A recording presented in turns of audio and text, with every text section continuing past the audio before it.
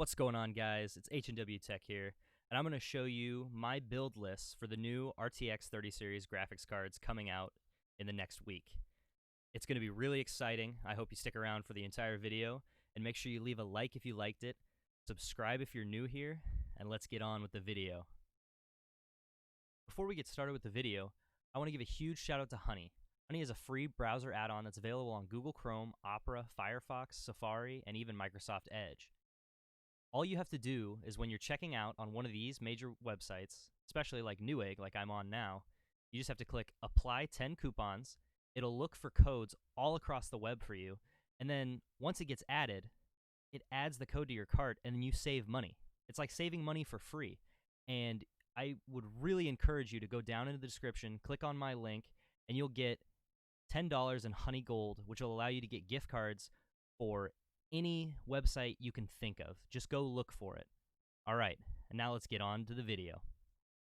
To begin, we'll be looking at our CPU. I chose the AMD Ryzen 5 3600 XT 6-core processor because I have seen a lot of benchmarks that show that the 3600 and even the 3600X, they don't bottleneck the RTX 2080 Ti very much, which means that effectively the 3070 is supposed to be the same performance level as the 2080 Ti, which means that you're not going to see any bottlenecking between the two components, which is perfect. That means you'll be able to game stress-free without even worrying about needing to buy an expensive CPU. The next thing that we're going to be taking a look at is the Be Quiet Pure Rock 2 Black CPU cooler. It's a really great cooler for AMD or Intel CPUs at this price point. It performs fantastic for how much money you're going to be spending on it. It looks to be about $45 on B&H or $60 on Amazon. And for that kind of money, it's really hard to get the performance that a Be Quiet cooler can give you, especially for a Ryzen 5 3600 XT like we chose in the clip before. It's going to be a really fantastic cooler, and it's going to be a fantastic choice for you spending your hard-earned money.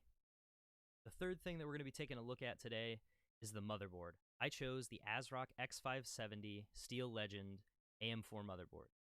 Some of the great features that are included with this motherboard are the fact that it can support up to 128 gigabytes of RAM in 32 gig DIMMs in 4 slots on the motherboard.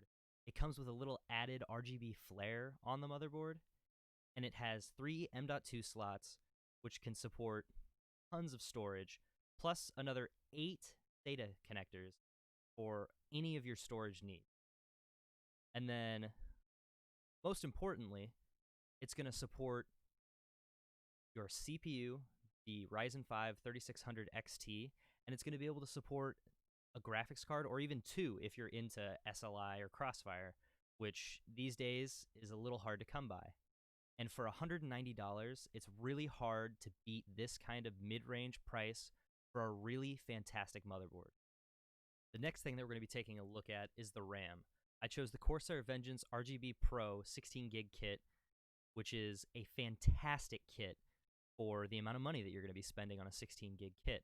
It's around $80 for a 3200 megahertz kit, and you're getting a little bit of RGB flare to add into your system, and it runs at a cast latency of 16, which is fantastic. Now, this might be one of the best budget options for RGB RAM, and I really think it's hard to beat it, even if you're looking at like the G-Skill offerings, because they're a little bit more expensive than the Corsair at the time of making this video. And I really think that you should go with the Corsair if you want a little bit of RGB flare in your system.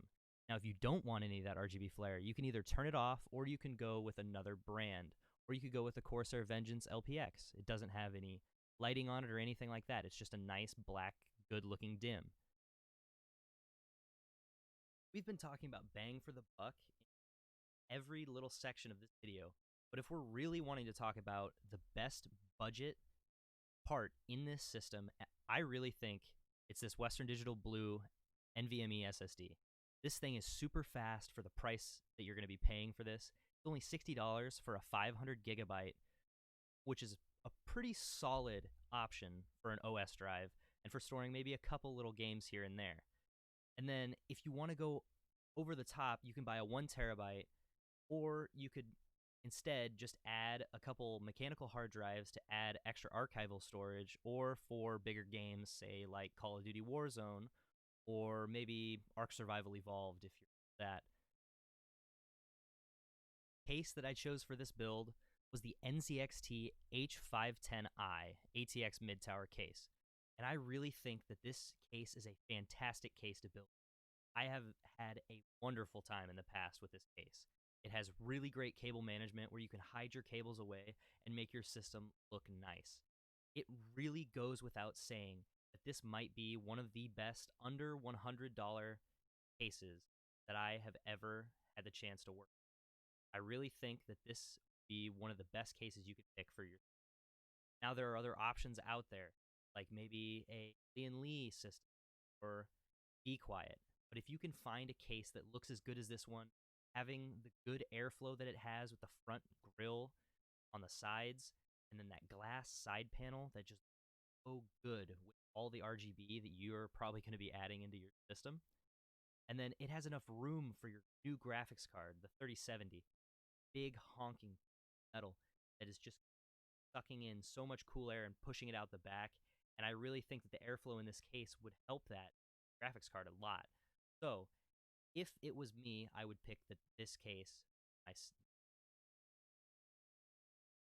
Last but not least, power supply for this build is the Corsair RM 750 watt 80 plus gold certified fully modular power supply. Now this thing is great. It's going to have enough wattage for you to have a little extra breathing room to have that best efficiency curve for the amount of power that you're going to be using. And it's also going to have enough power to support that RTX 3070 that you're putting in this system.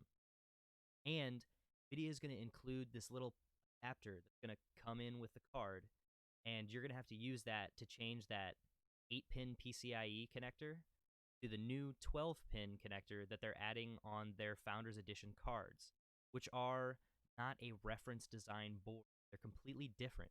NVIDIA is going a completely different route this time, and they're trying to make this the new standard for power. And I kind of agree with it because the new connector is a little bit smaller almost than the old 8-pin PCIe connector.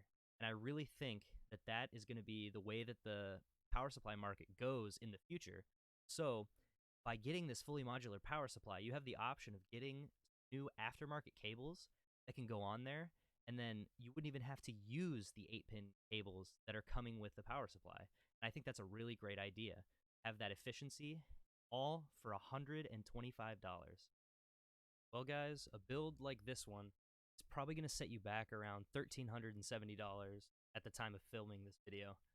And I think all these parts go hand in hand with each other. I think the 3600 XT and the RTX 3070 are the perfect combo for a really good price. So make sure you check the link down in the description for my PC part picker list so you could put all of these parts in your next build. Alright guys, that's going to do it for this video. I hope you enjoyed it. I hope that your new 3070 builds look absolutely fantastic. Alright guys, I'll see you later. Make sure you leave a like and subscribe. Peace out.